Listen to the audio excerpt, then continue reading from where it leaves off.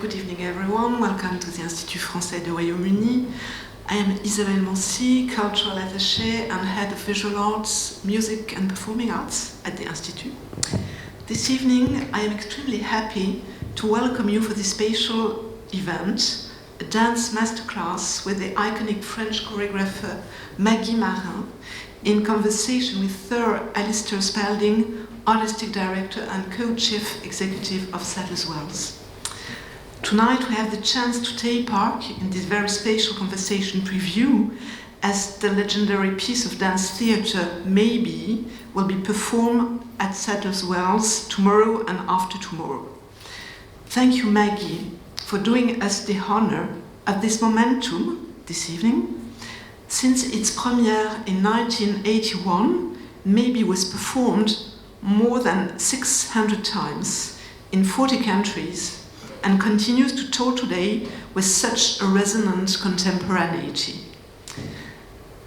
This evening, Maguy Marin and Alistair Spalding will discuss this powerful piece, its impact on French contemporary dance, and how Magui's choreographies have the capacity to echo it and with our contemporary world. Thank you both to have accepted our invitations. Maguy Marin, you studied classical ballet at Toulouse Dance Academy. Thereafter, you joined the Strasbourg Dance Company, then Moudra, Maurice Béjart Performing Arts School in Brussels.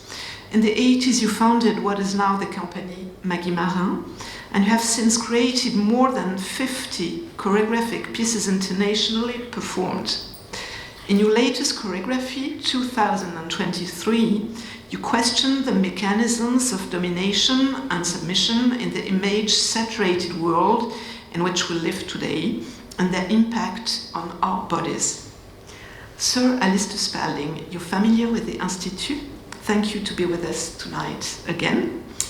You are at the head of the world-leading dance organization since 2004. You have driven the production of more than 130 shows at Sadler's Wells and at international venues across the world. Under your leadership, Sadler's Wells has become one of the most famous dance institutions in the world, the first in the UK, presenting an ambitious of cutting-edge dance and hosting world-class international companies and artists.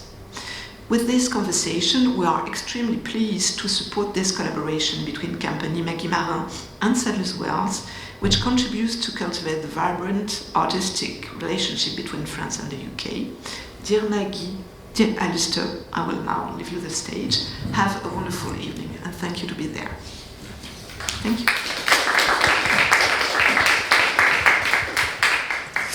Thanks very much. We were having a nice little chat there, but we thought we'd better share it with the people here now. So it's very nice to have this opportunity to speak to you about your work.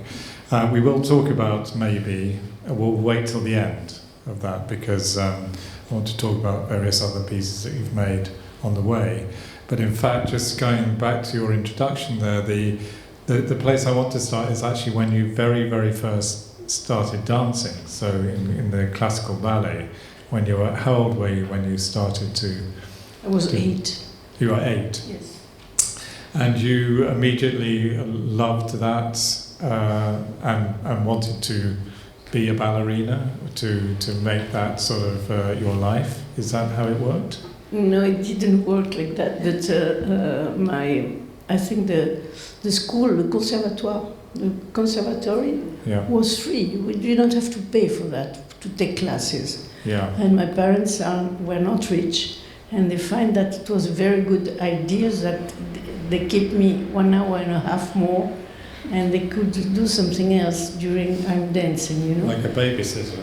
Huh? Like yeah, a like babysitter. a babysitter, yeah. So I went there, and I love it. Uh-huh. So then, because I was learning dance, then I thought I would be a star. I mean, yes, a ballerina. Une danseuse étoile. Yeah, sure. You say, how do you say that in English? A star, yeah, principal. Yeah, principal. Danseuse étoile in French is so beautiful. Yes. Yes. Star dancers, je sais pas comment on dit. Yeah. And you went on to study, like professionally, as we Yes. heard in Mudra, but you were brought up in Toulouse, so you had to find another. You had to go to Brussels. No, first I went to Paris. Yeah. I stayed 8 years in that school, so from 8 to 16. You started full time at 8, or you were also you were in a ballet school at 8.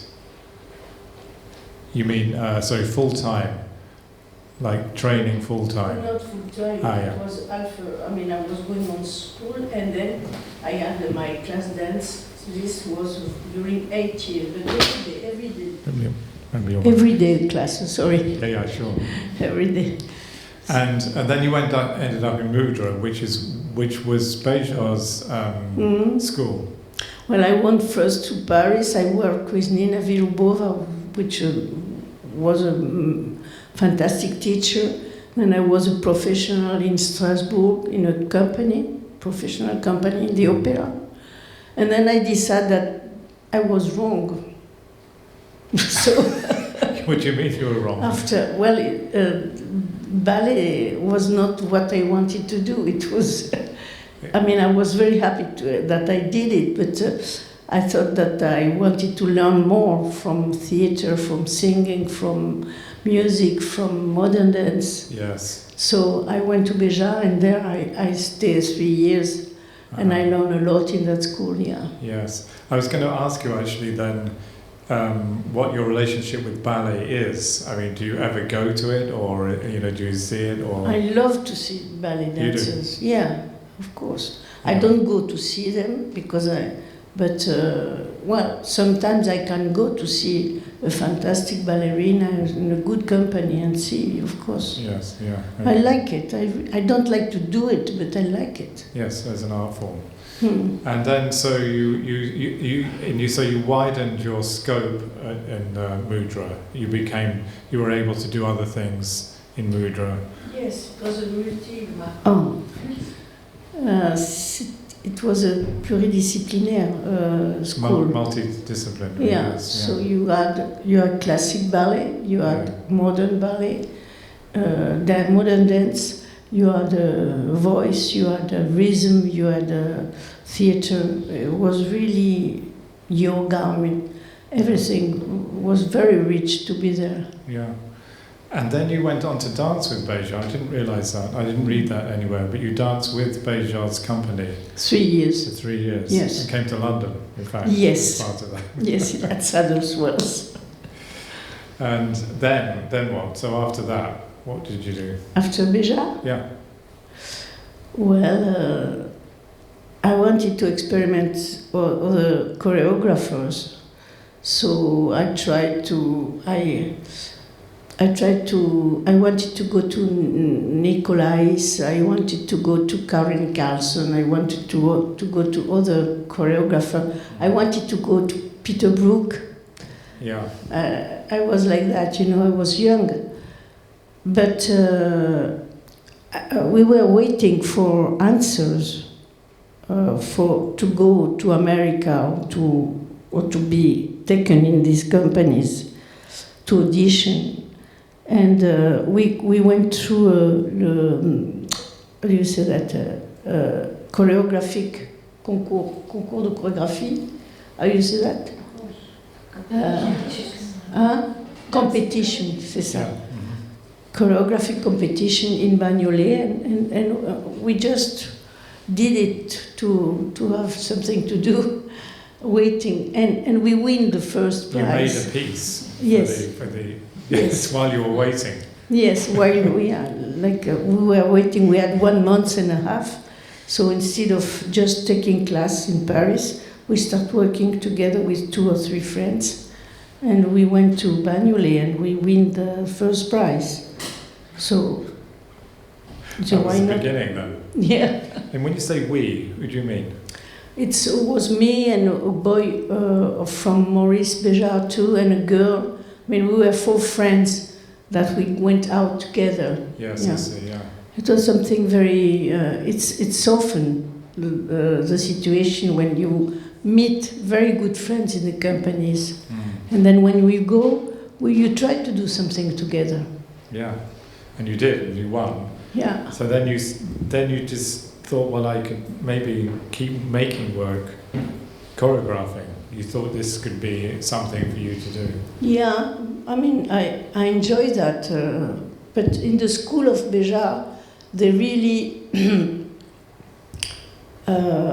make us exercise on that. You see, to try to construct pieces, you know. So I was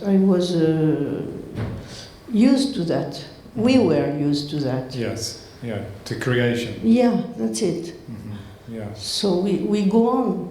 Because we win the prize in Bagnoli, we receive some money from the state.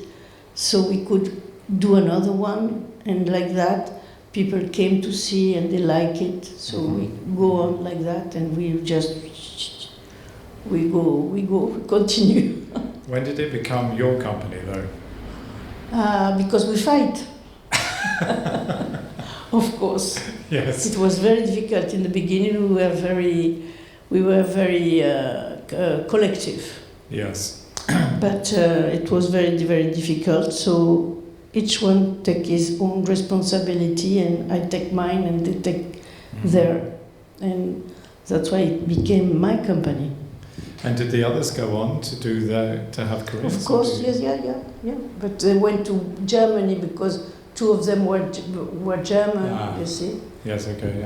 Yeah. So you had your own company and started to make works regularly. Then you had funding to make work as your company, Maguy Marin. Je comprends pas.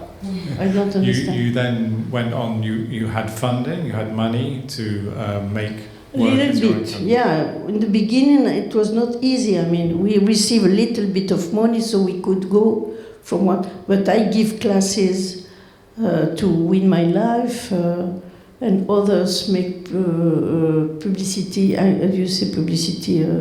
Advertising. Yes, yeah. Some of them were working with other companies, so they get money to go on with a group, like that. It was not so easy, but. We received, that was in the 78, and I think 81, 82, we start receiving some money from the government, from the Ministry of Culture in France. Yes, okay. Jacques Lang. Yeah, he was an important person in the funding of culture in France. So then, so that includes the period where you made maybe in 1981. Yeah, we went to see the team of La Maison des Arts de Créteil. Yeah. And they really were fantastic with us. Just they didn't give us a lot of money, but they gave the space, they give the possibility to work. Yeah. And that's why we could do it. And you stayed there in Créteil for a number of years, didn't you? 14 years. Yes, tell us. So if people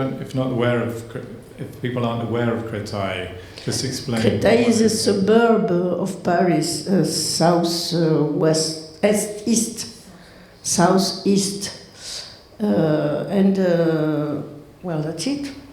Yes, but it's a special place. It's not like the center of Paris. It's a suburb, really. Yes. There's nothing. I mean, there was this huge Maison de la Culture, which was with Malraux. You know, he opened a lot of big houses of culture in France, and Créteil was one of those.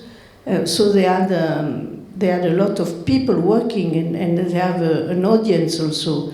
And they were doing a lot of work in the territories. Yes, yeah, in the community. Yes. Yeah, in the community. Yes. And you liked this idea, I think, didn't you? You liked the idea that it was there, and not in the center of Paris, maybe. I didn't choose. Okay. But it's true that I don't like to be in the centers. I prefer to be a little bit sideways. Yes, yeah, sure. So just to talk about a few works in the time there. So there was a period. I mean, I guess I'm going to put into three here. One is the more dancey works, where really there's lots of dancing going on, including maybe, and then later more socially engaged work, and sometimes no dancing at all. So we can get onto that in a minute. But so two of the pieces, Waterzooi is one of them that I loved, and also Randam. And in Randam actually was inspired by Beckett as well. Yeah. A little bit how it on this piece, how it is. Yes. C'est commencer. Yeah. In French.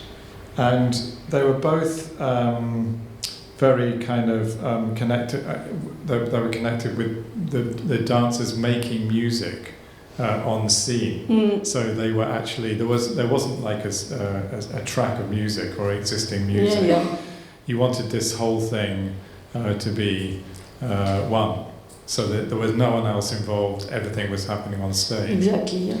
But it was also because I met in 87 until 87. I did with music, existing music. Yeah.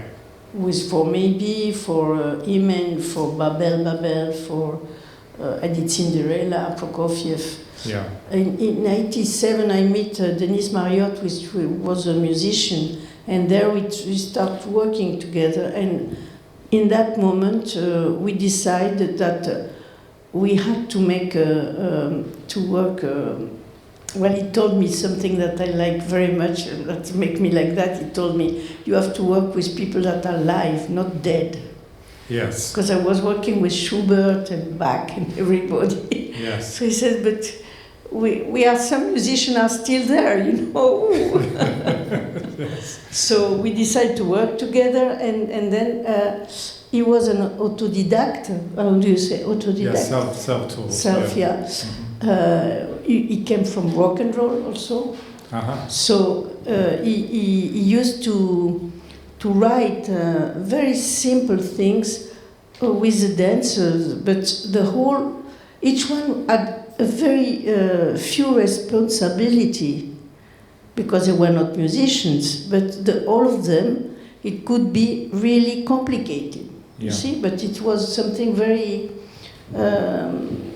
that make everybody responsible of what it will be. It was not a virtuose, you know. Yeah, sure. One person. So, for example, they were playing mouth organs together, breathing in and out. Yes, this is wonderful. Yeah. Because also you felt that they were actually breathing. There was a movement in the breath.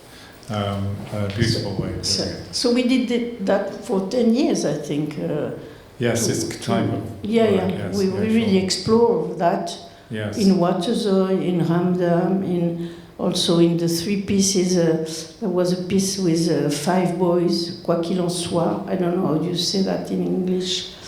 So we did that from 1893 to 2003. Yeah. And in that period, working with the dancers, how would you approach the making of material?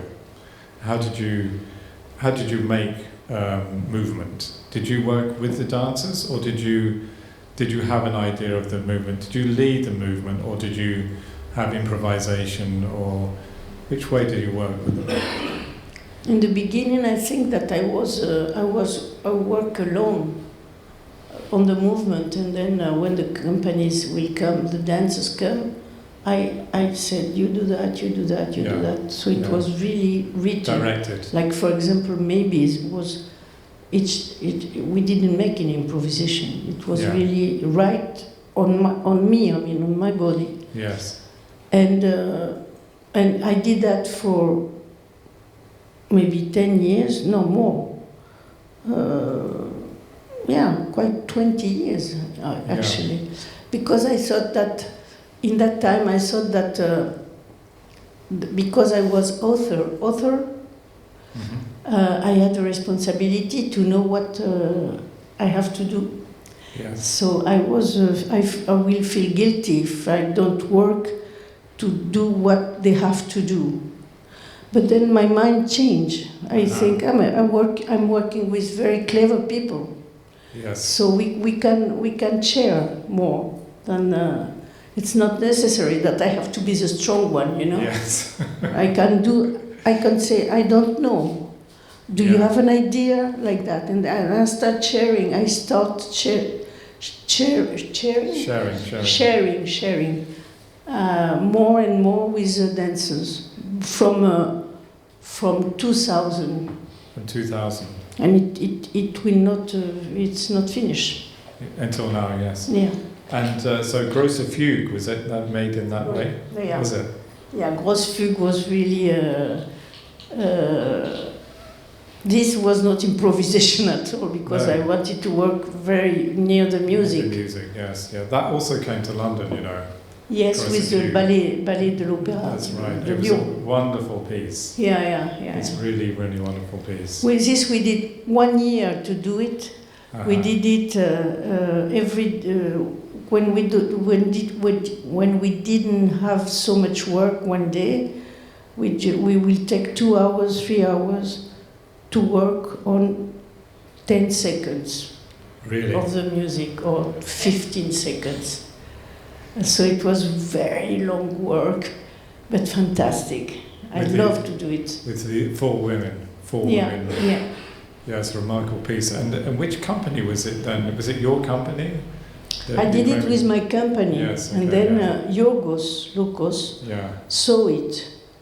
Yeah. And he says, I want it. Yes. For the Ballet de Lyon, so I learned it in the Ballet de Lyon, and they have it in Leipzig also, ballet, yes. And in Italy, and that's it. Yes, I mean, you have made works for ballet, bigger companies, like Lyon, you did Cinderella as well. Yes. Which we, but how often have you done that? That's Cinderella, how often do you work with those bigger companies? How often I work with these companies? Yeah. Well, in the 80s I work a lot, because I was a fantastic director in that opera. First of all, Yorgos Lukos, and second was Mr. Brosman, which was somebody incredible, really free and. This is at Lyon. Yes, Lyon, he was in Lyon. So he asked me to come and to do a Cinderella. Yes, yeah. And then he asked me to come and to do 7 Deadly Sins. Yeah. And then he asked me to do Coppelia. So when he left, I didn't want to work anymore, because the director was not so clever. Sure. Except Yorgos Lukos was really, he's a friend now. But, he was the director of the ballet. And the ballet, when I came to Lyon in the beginning, in the 80s, in the beginning of the 80s, they used to do very few performances. They will not tour at all. They will do 5 gala December, 5 gala March, 5 gala. There were 30 dancers, and they were not working. Yeah. And so I think that Yorgos, because he knew a lot of choreographers, he knew Trisha Brown, but before that he knew je me rappelle plus des noms, mince. Cunningham? No. Forsyth. Yeah. He knew Matzek. He knew in Amsterdam. Hans von Mannen? After. Killian, yes. Killian. Well, all that people, he knew them, so they will come and they will do. It's a long time, you know. That's why I'm forgetting everything. Yes, he made that company something, yes, and it also invited you regularly into that. So the company Lyon Opera Ballet start touring all over the world, and he has these marvelous ideas. Yorgos, when he took Grosse Fugue, Anne-Theresa de Kersmaker did another one. Yes. More or less at the same time as I did mine, she did hers. And he asked Lucinda Childs to make the third one, and he started the three choreographers, 3 women, doing this piece, Yes. all over the world. I think it was very In the good same idea. evening. So Yeah. that's what came to London. Yeah, the So same you see music. the same piece of music 3 times, Ma- hear it magnifique. rather 3 times, but you Magnifique. see it and hear it differently Yeah. each time because of the way Yeah. it's interpreted by in the movement. It's fantastic. Yeah. It was a Yeah. very good idea, I think. Okay, Yeah. So that's different though. When you go into a company, you don't know the dancers. You have to. That's more about just telling them Yeah. didactic. Telling Yeah. them what to. Yeah. So just moving on to something a bit more radical, which is Umwelt, which is a piece from 2004. Which is you're looking quizzical. When I say radical, you mean you think it's not radical? Yes. Yes. Okay. I think yes. Because at the time it was is. pretty. But I don't think it like that. I mean, Yeah. I don't think, oh, I'm going to do something very radical. No. I But don't think- it came out that way. Yeah, it came like that because I'm very, on dit en colère, angry? Angry. Angry. What were you angry about? The way things goes, Mm-hmm. c'est comme ça qu'on dit, non? Yeah. So, could you just describe the piece in case people haven't seen it? It's quite remarkable. You have to take it so they can see it. I know, I want to take it. We will take it next, I think. No, really. Sorry. No, it is. It's a masterpiece too. But it's I not like to teach it. it's not as audience friendly as Maybe, is it? It's a little bit more. Well, You maybe need some it was, patience. No, maybe it was not at all friendly. Yeah. Not at all. In the beginning, not at all. Now everybody finds it friendly, but Yes. Yeah, sure. This is what happens. And the Umwelt as well, when it came to London, was also a little bit difficult. yes, it was Yes. 2005. Yeah. 1 year. Sure. But I was very happy that it came here because at least it came to London and Berlin, but in France, nobody will take Oh, it. really? Yes. Okay, that's good. That makes me feel better. That It's you came okay. to because it was when I worked my previous job. So you want me to describe that? A little bit because it's a remarkable piece. So you have like in the end, lointain, au fond. In the background, you have mirrors. One comme ça, mirrors like that. Lot all like that, and you have people that are walking on like a labyrinth. Labyrinth? Maze. Huh? Maze. A maze. A maze. Or labyrinth. C'est magnifique, a maze. So you have people that are appearing and disappearing, which each one with another activity, like eating, drinking, kissing, dressing, carrying, falling, des verbes, infinitif. So, and this is it, But it has this wind.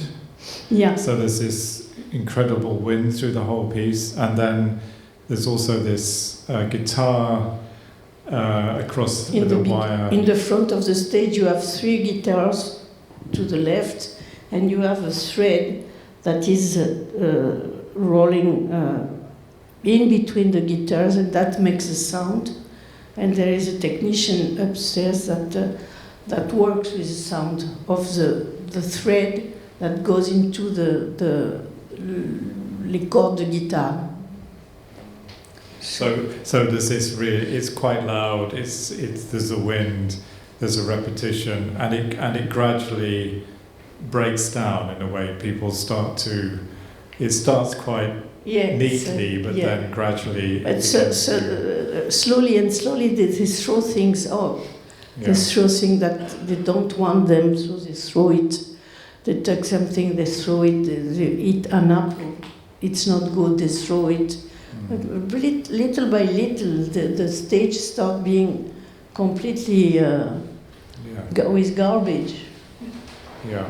And even bodies, especially women bodies, goes down and are ejected by, and there's some soldier come and take them. You know, it's war, like war. Yeah. All that is, I must say something maybe to help what was, I didn't read this thing before I did the piece, but there was a young student in Ireland, in Cork, that told me about a little concept from Walter Benjamin, concept d'histoire, the 13, that he speaks about an angel, that is an angel of Paul Klee, that is as his wings are open, and there is a wind coming from the past that is pushing him.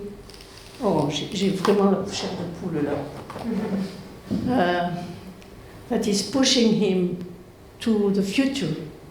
And the angel is looking at the catastrophe in front of him. And Walter Benjamin said, it's the progress.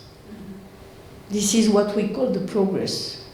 So he sees a catastrophe, une ruine. How do you say that? Une ruine. Hein? Je sais pas comment dire ruine, mais bon. A wreck. A wreck, je sais pas. Everything is destroyed. Wow. Destroyed in front.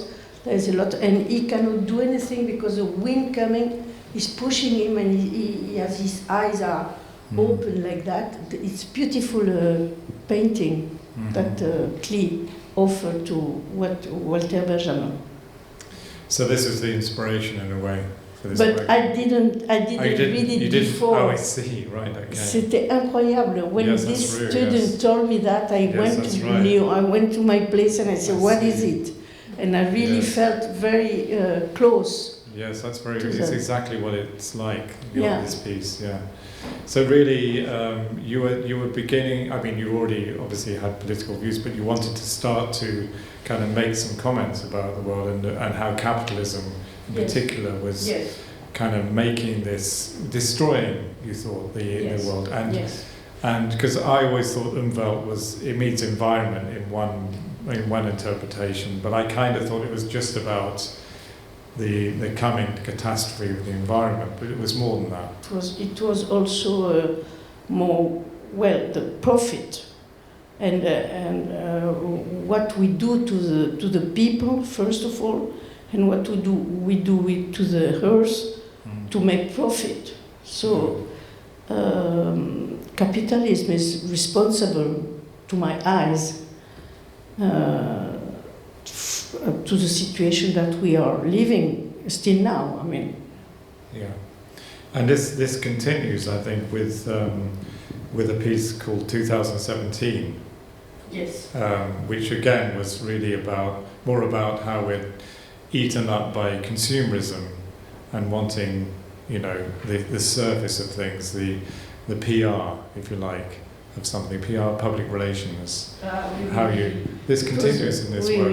It's oh là là, des fois c'est terrible.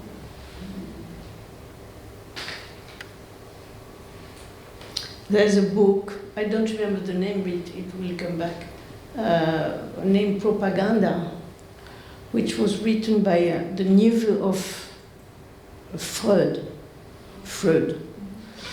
The nephew of Freud. C'est incroyable. Barclay. Bernays. Edward Bernays. That he used the affect and the phantasm of human beings to make how can I say to like, for example, the tobacco's industry in America, the women will not smoke. So he make a whole thing, public relation, so the market of tobacco will be double, because it was, for example, I start smoking because I thought it was so my freedom, and he called this flames of freedom, and the girls, in New York, there was a big fete, and they start. They were so happy to have the right to smoke like men, you know. So we are free. I start smoking because of that. So, and like that, you fabric. La fabrique du consentement, ça s'appelle. Je ne sais pas comment on peut dire en anglais. Consentment fabric. Manufacturing. Voilà. So you have this kind of person. The book he wrote was propaganda and was near Goebbels' bed. C'était le livre préféré de Goebbels. Yeah. So je déteste les relations publiques. Voilà. C'est vrai. Tu le sais. So this does change the impetus of the work. It's not just about making nice movement anymore. It's about making a stand politically, socially, and that continues. That was definitely a change then that went on. What happened?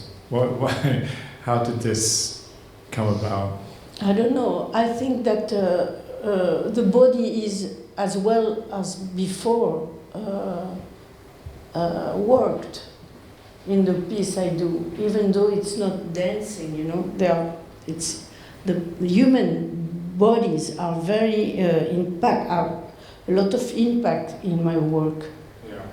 So they are human beings, but they are not dancers. They are human being dancing. Yeah. You see this relation. Yeah. So, but I don't think I will never more do something more choreographic, because I love it. You love the choreographic? Yes.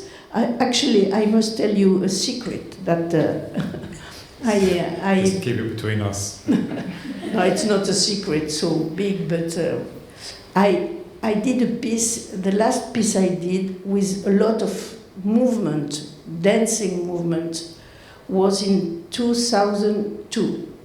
It was for Biennale de la Danse à Lyon, which was the theme was around South America. And this piece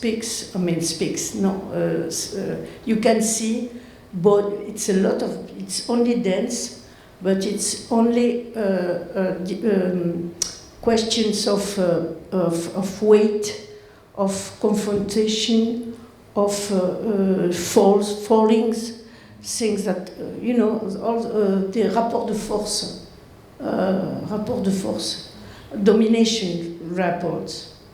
So one body to another body, two bodies to another body, three bodies to another body, each one with each one. I mean, even though I'm looking at you, for example, I can kill you with my eyes. You see? So it's about that. And I call it les applaudissements ne se mangent pas. The audience, you can't eat from the applause or something like this. Yeah. Yes. You can't live off the applause. You cannot eat with applause. Yes. And it comes from a book from Eduardo Galeano, who wrote Les veines ouvertes de l'Amérique latine, which is a fantastic book where he described what industry and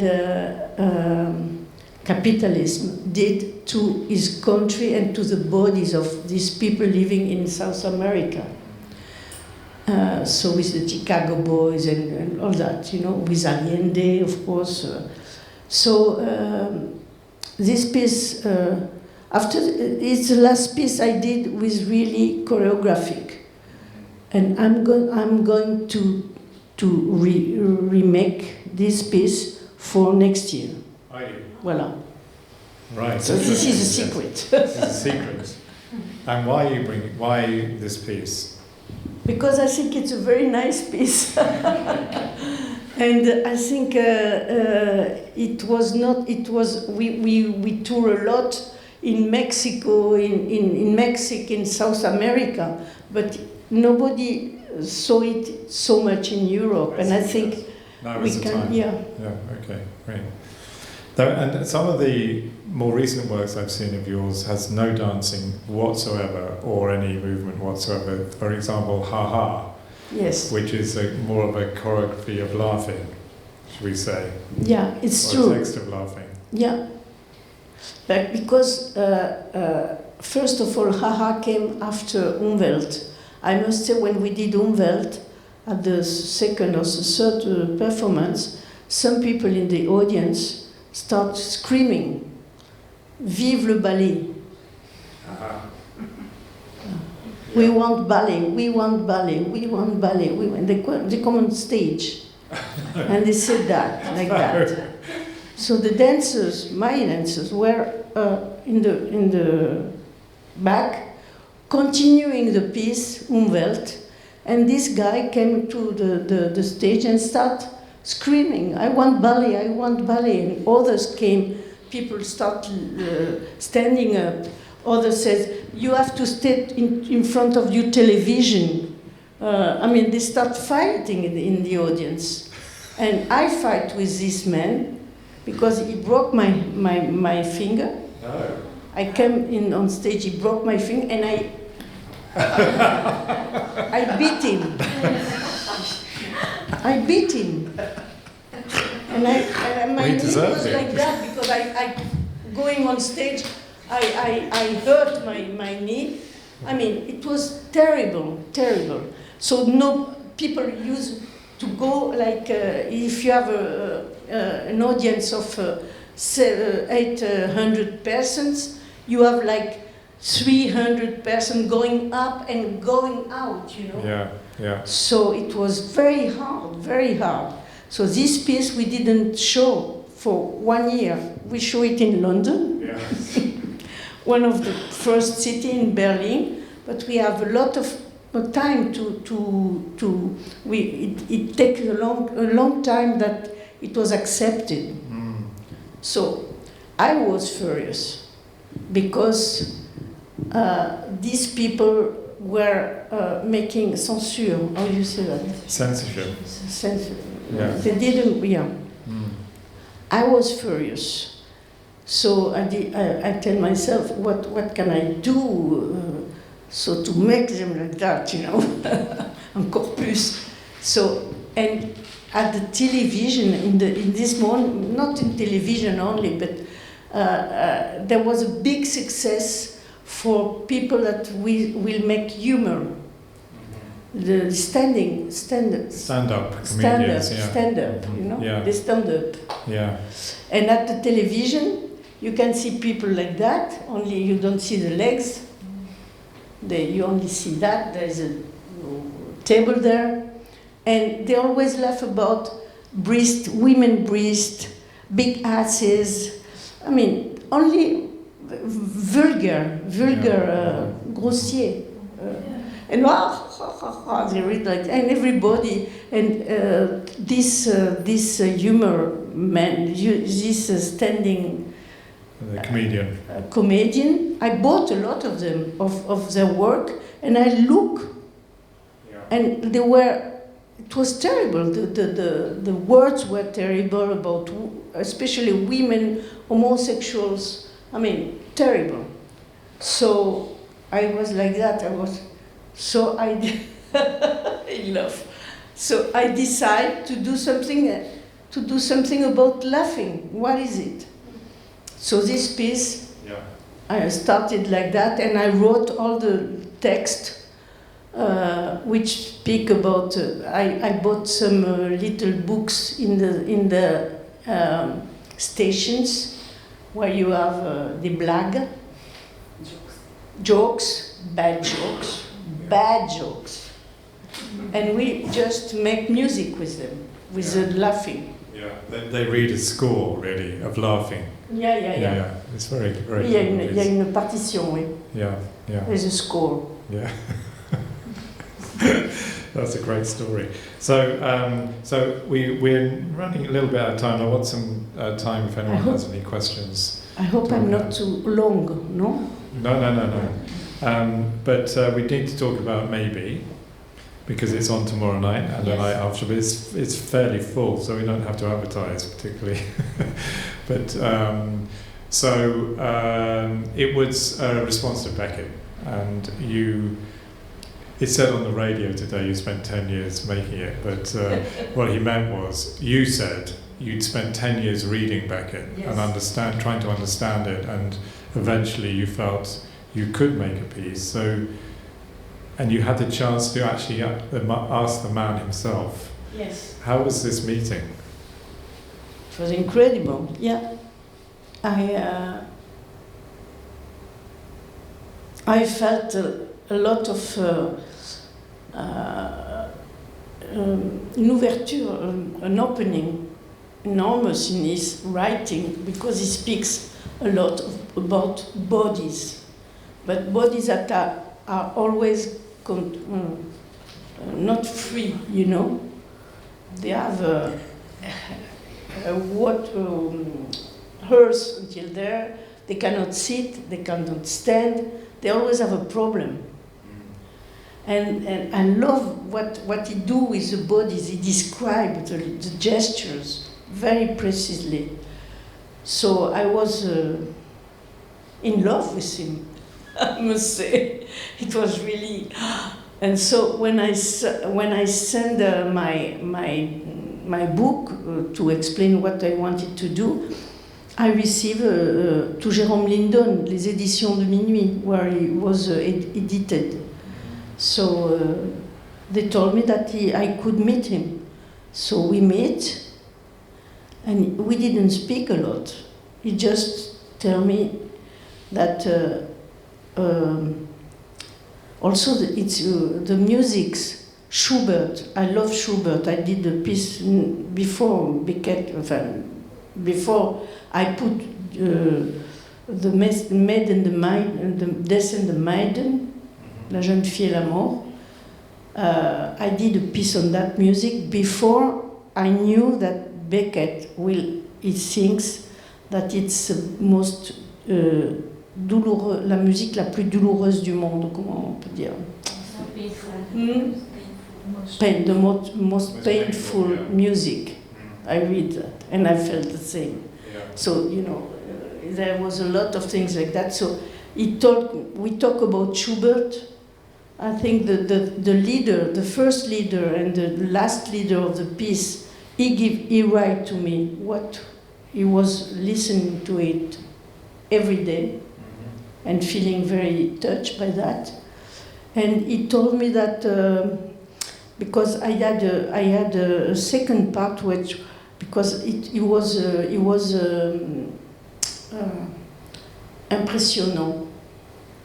It was amazing, impressionnant, impressive. Yeah. So I heard that he didn't give the permission for very few persons only. So I was afraid that he will not give me the permission to do what I was doing. So there was a second part where I took some parts of End of Game, End Game, and there was his text, and it said, c'est pas la peine, it's not necessary that you do that. You have to do the same the beginning where the movement was first and not text. And at that time he was always working on quad. Yeah. You know, the pieces without the pieces without words. So the body and the choreographic works was very important for him. And I think that's why he let me do what I wanted. Yes. Okay. Did he ever see the work? No. because he was already old. Yeah. And he couldn't, he don't like to go to the theater. Really? Yeah, at the time. He had a house outside in Paris. Yeah. So he gave me his address, telling me if you need something you can call me, but I never do because I didn't want, I was so, j'étais trop nervous. Yeah. So I didn't call him. I just sent him a letter when I finished the piece that if he wanted to come to see it, there will be nobody else than him in this, on the audience. Mm. But he said that he was too tired to come. So okay. he never saw it. Yes, okay. And he died 89. Yeah, okay. So this piece, why do you think it's lasted so long? What's the, because I mean we just heard it had 800 performances. That's incredible, isn't it? That's an incredible history. It still resonates, I think, of course. This is it's also just a really, really strong work of art, I think. It's a very strong work of art. It's complete. It's there's something about it which is, when they say masterpieces, it's really one of those. I don't know. I think that what I read from Beckett, I think it's something still now, I mean, that really makes me do something. Mm-hmm. I don't know, touch me in very deep, even I cannot put words on it. Mm-hmm. But it's really an author that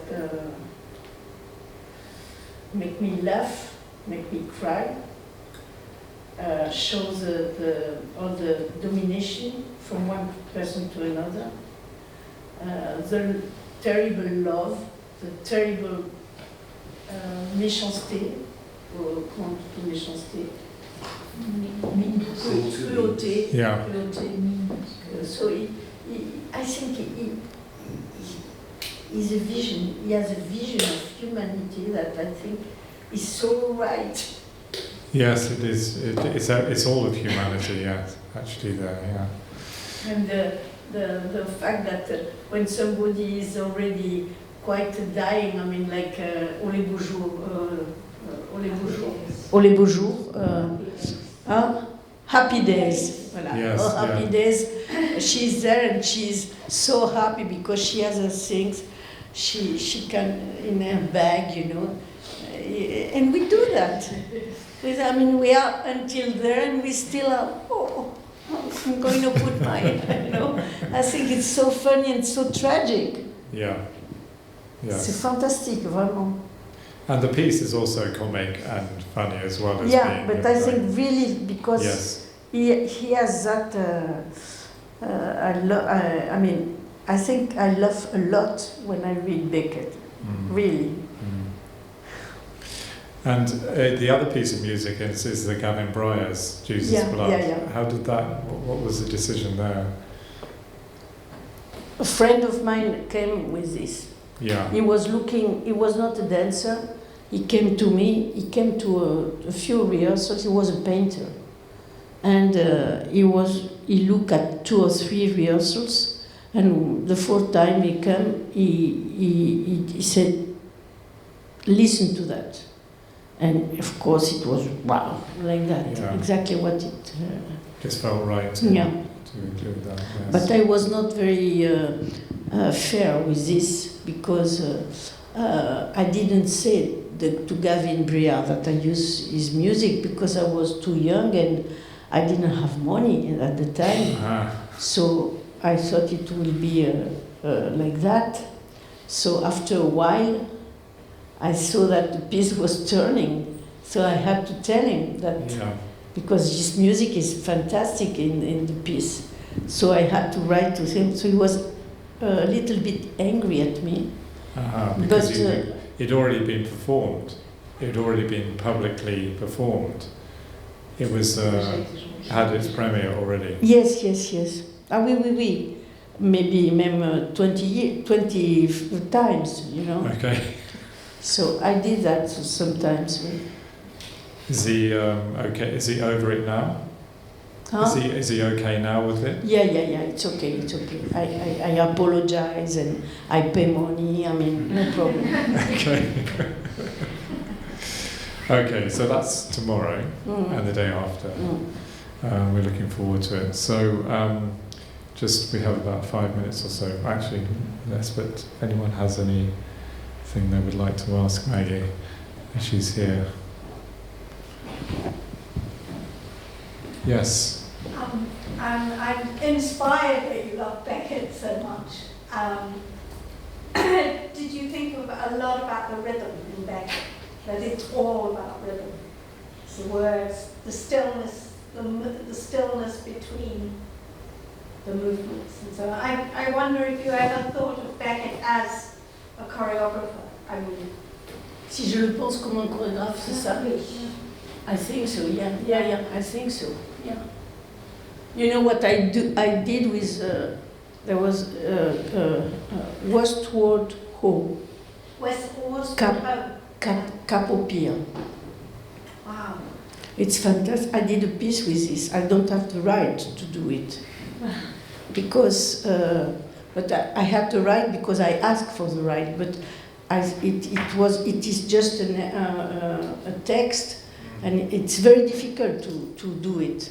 So it's all in the black, you know, there's no light, except very few light like that, because the text is fantastic. And what I did with this text, for example, I analyze how many words, I cannot tell you now because I forgot, but how many words there is in the book, I mean in the text in totality. I think it was like 5,000 or 5,625, you know, something like that. But Beckett, there's only 500 words. Okay. So this is very important to understand that Gilles Deleuze writes something that named L'Épuisé. And he speaks about Beckett, like Beckett is really like somebody that takes one idea and work about it. Yes. He don't make diversion. He stay in one point and he just work on that point very long, so he can open and open and open. And that this I learned from his writing. So it's rhythm. It is rhythm. The way it repeat. Sometimes it repeat not exactly the same than before, a little bit different. You know, everything is like music, so musical. Almost like a score. Yeah, tout à fait. Yeah. The masks, the faces in maybe, and the dust and the kind of, how did you imagine this from the beginning? Did you receive this? Did you work with a scenographer? How did these faces arrive? From Beckett too, because there's, I don't remember which piece that they are in The urns. dans des jars. Clay. And they have clay on it's written. They have clay and not so much like in Maybe, but they have clay. And that is also there is a phrase of Beckett that said about the dust. The last dust. He speaks about the last dust. So la chose qui ne bouge pas jusqu'à la dernière poussière. So all that, what I read about that, give me the idea of trying de l'argile, clay, and make also. I love masks too, the work, theatrical masks. I think I did that a lot in my work. Cinderella was masked, Eden was with mask, maybe with mask. I did a lot of work with masks. I love this work.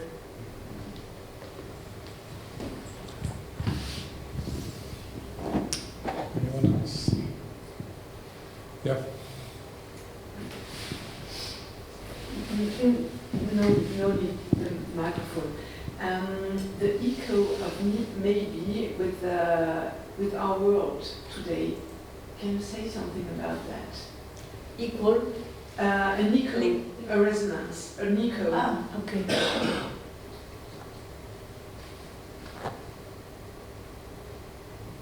C'est une fable. Comment je peux dire une fable? Fable. A fable. Mhm. That goes through. I think that's why still today it's still there, because it's a story. It's a story of us. It's not precise. It's people that have to live together. No way. There's no other planet. Even if Musk wants to go, but there's no other solution that to find a way to live together. So there is wars, there is friends, there is enemies that suddenly when the cake come, each one wants to have the most of it, you know, la plus grande part. So I think that's why it's still today we can recognize our humanity in that piece. But it's not me, it's Beckett. Really. It's quite a lot of you as well, I have to say. It's quite a lot of you as well. Yes, but because The influence. Yeah, a lot. Okay. I think that was very nice. Thank you. That was a lovely Thank you. conversation, and we're all looking forward to seeing the work again, because it's I saw it just before COVID again, and it's still a remarkable experience. I'll never forget. So I'm looking forward very much tomorrow night. Thanks for coming. Thanks for the invitation, and hopefully see you next week.